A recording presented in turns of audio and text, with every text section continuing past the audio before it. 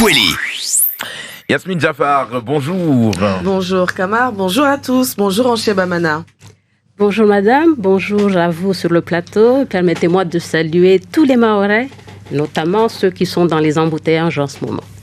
Alors, avant de parler de ce cri d'alarme que vous adressez à Gérald Darmanin, une réaction peut-être sur la présence éphémère de Saïd Ali Bonahamissi dans la liste du Rassemblement national aux élections européennes. Une réaction par rapport à cela ? Je ne suis pas du tout membre du Rassemblement national.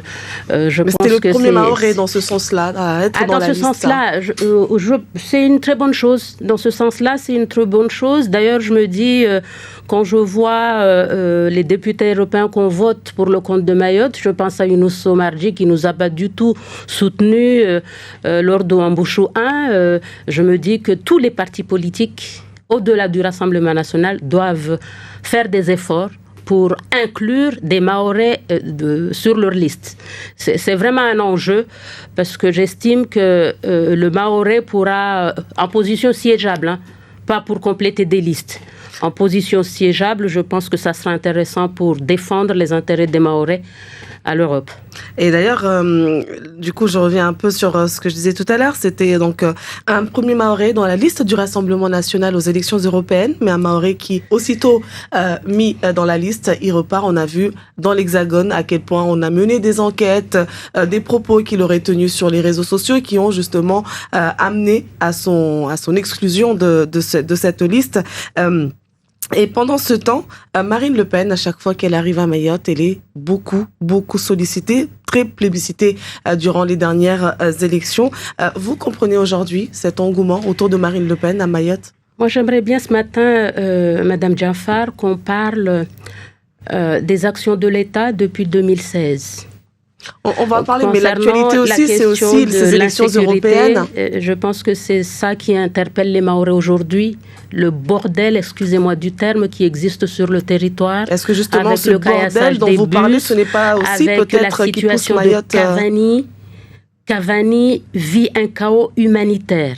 Et je me mets à la place des habitants de Cavani. J'ai une grande pensée aux habitants de Cavani ce matin, mais aussi aux habitants de Mayotte, parce que si jamais il y a une flambée de choléra à Mayotte venant de ce camp, c'est tout Mayotte qui sera touché. Et c'est justement, je pense lorsque que je pose la question sur Marine Le Pen, c'est parce que les Mahorais... ce matin, oui, ici, c'est cette actualité-là qui m'intéresse. Une actualité aussi qui pousse les Mahorais à peut-être, en tout cas c'est ce que on pourrait imaginer. Le Rassemblement national est un parti politique comme tout autre parti politique.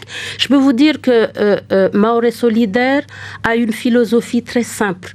Et c'était la philosophie de nos parents qui se sont battus pour que Mayotte soit dans la nation française à chaque fois que je viens ici, et je le répète.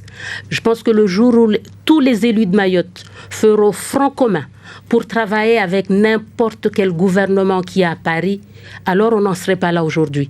Moi, j'étais maire, j'ai appliqué cette philosophie, j'ai travaillé avec tous les gouvernements qui étaient à Paris. En 2014, c'était Hollande. En 2017, c'était le premier mandat d'Emmanuel Macron. J'ai travaillé parfaitement avec ces gouvernements parce que dans ma tête, ce sont les intérêts de Mayotte qui comptent, parce que j'ai compris que quel que soit le gouvernement qui est à Paris, ils défendront leurs intérêts à Mayotte. Alors venons-en à ce courrier de 2 pages que vous avez adressé à Emmanuel Macron, dans lequel se mêlent fermeté, désarroi, consternation, agacement. Et c'est-à-dire que Mahorais Solidaire espère encore un sursaut du gouvernement pour Mayotte. Tout à fait, parce que si la France veut, la France peut. Nos parents se sont battus pendant plusieurs années pour qu'on accède à ce statut du département. Feu Younous Abamana me disait, le jour où il y aura une volonté d'une personne à Paris, alors on accédera à ce statut. En 2000, pendant la mandature je salue ce matin, le président Sarkozy a consulté les Mahorais parce qu'il a voulu personnellement de le faire. Donc la France, si elle a une volonté, elle le fera.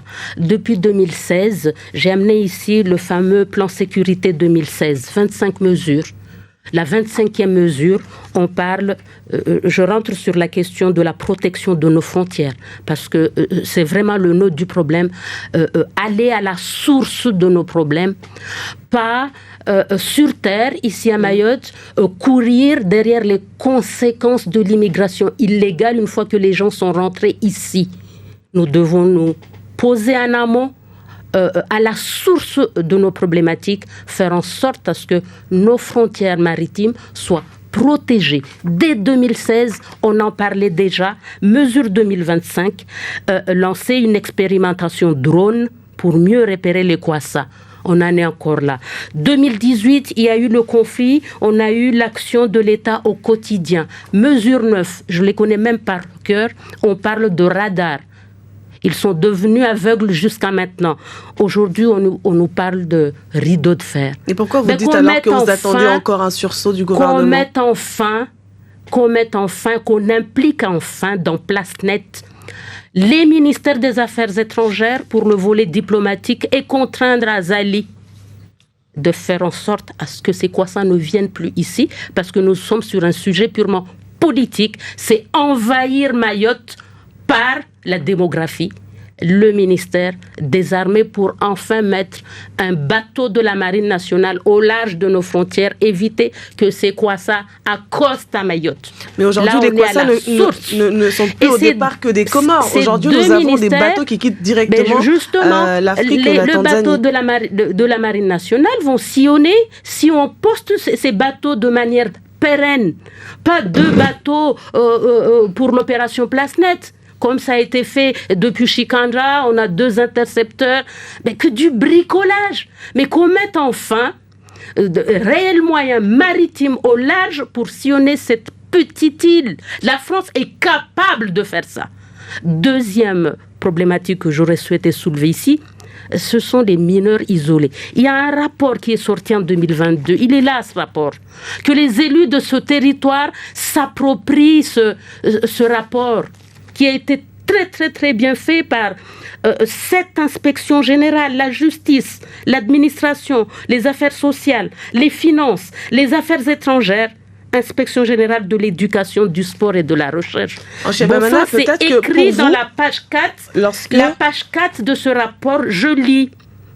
Malgré la création des dispositifs ad hoc, la prise en charge d'un nombre important de mineurs non accompagnés demeure très difficile en l'absence d'intégration de Mayotte au mécanisme de régulation nationale. Je veux bien qu'on dise on interdit les machettes. Mesurette pour moi. On interdit les machettes, mais on oublie les gens qui les utilisent. Alors, chez Bamana, lorsque vous dites que les élus de Mayotte doivent s'approprier justement ce genre de texte, est-ce que ce n'est pas un peu facile pour vous ? Parce que lorsqu'on est élu, on occupe des postes à responsabilité, peut-être que on essaye, on fait des choses, mais peut-être que c'est plus facile lorsqu'on n'est pas au pouvoir de dire... Je ne fais pas de la haute théorie, Madame Yasmine Jaffar. Je suis loin de faire de la théorie. J'étais maire pendant 6 ans. Et pendant 6 ans, j'ai investigué les rapports. Quand je disais à l'État, M. Macron en 2014, qu'on ne peut pas faire les réformes sur les scolaires, je me basais sur les documents qui étaient écrits par des administrations de France. Donc vous l'avez fait. Donc ce n'est pas de la théorie. Donc pour vous, les autres élus ne s'intéressent pas du tout à tous ces documents doivent être investis par les élus. J'ai participé, Yasmine Jaffar, à la première réunion conférence sécurité instituée par le nouveau préfet Bieville. C'était le 27 mars dernier, à la mairie de Mamoudzou. Tous les élus étaient là. Aucun n'a amené de dossier. Moi, je suis arrivée à cette réunion avec tout ça.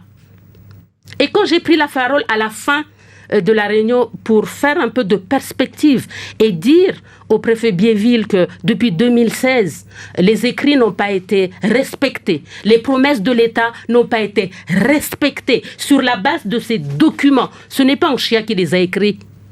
Et en parlant des élus... Le préfet Bieville était mécontent. J'ai eu quelques élus qui étaient dans cette assemblée qui étaient mécontents parce que j'ai apporté de la contradiction. En parlant des élus, on va en venir à Cavani, Madame Bamana, mais en parlant des élus, lorsqu'on apprend justement le report de l'examen des 2 projets de loi concernant Mayotte, le ministère des Outre-mer dit dans un premier temps, en tout cas, c'est ce qu'on a eu comme retour, que c'était une demande des élus de Mayotte. Vous y croyez, vous ? Je ne sais pas, je ne suis pas élue. Je n'étais pas dans les discussions, il faut poser la question au président Benissa, mais je constate juste en tant que citoyenne avisée, encore une promesse non tenue.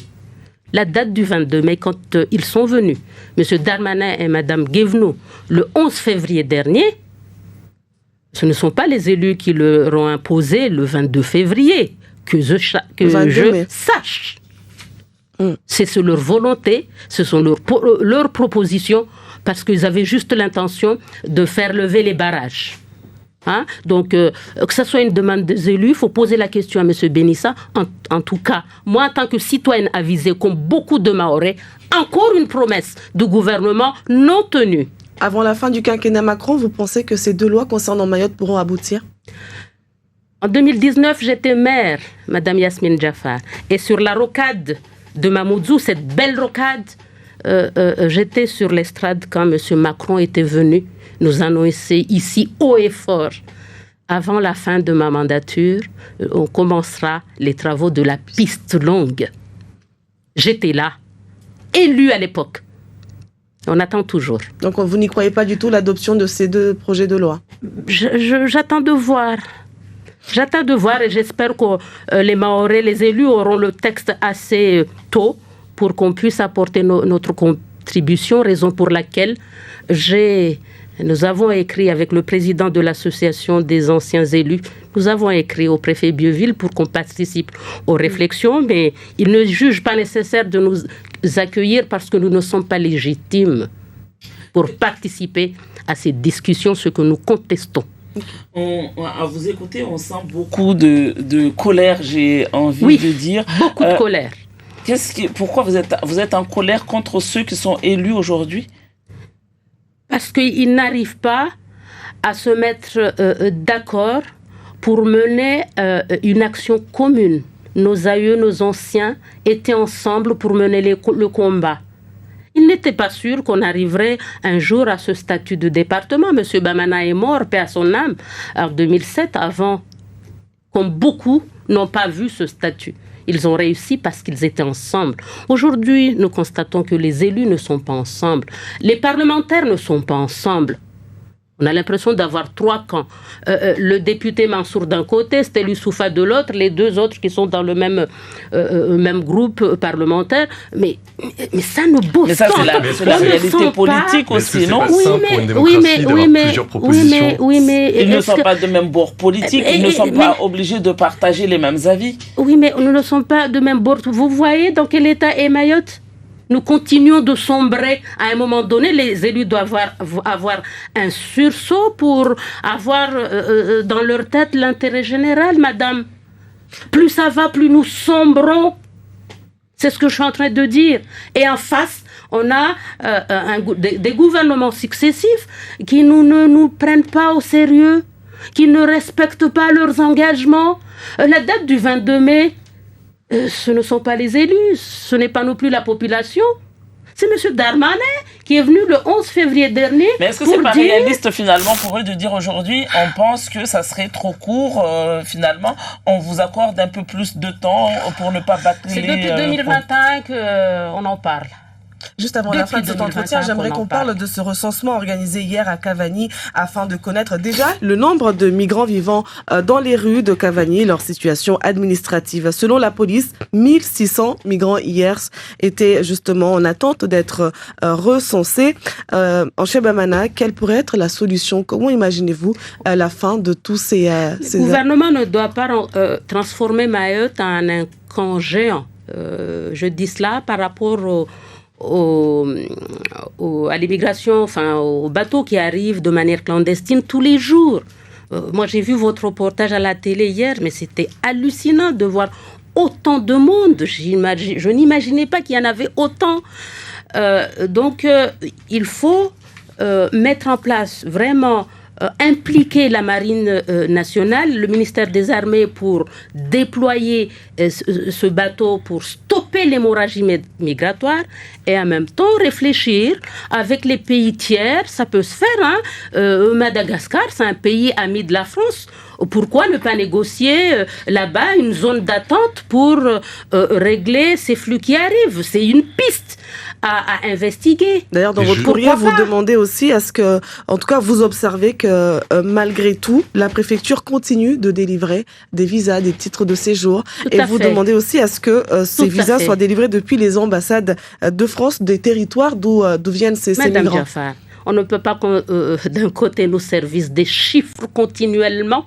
Jaffar, on ne peut pas d'un côté nous servir des chiffres continuellement pour montrer à la nation on ne fait rien. C'est comme si on puisait de l'eau dans une corbeille.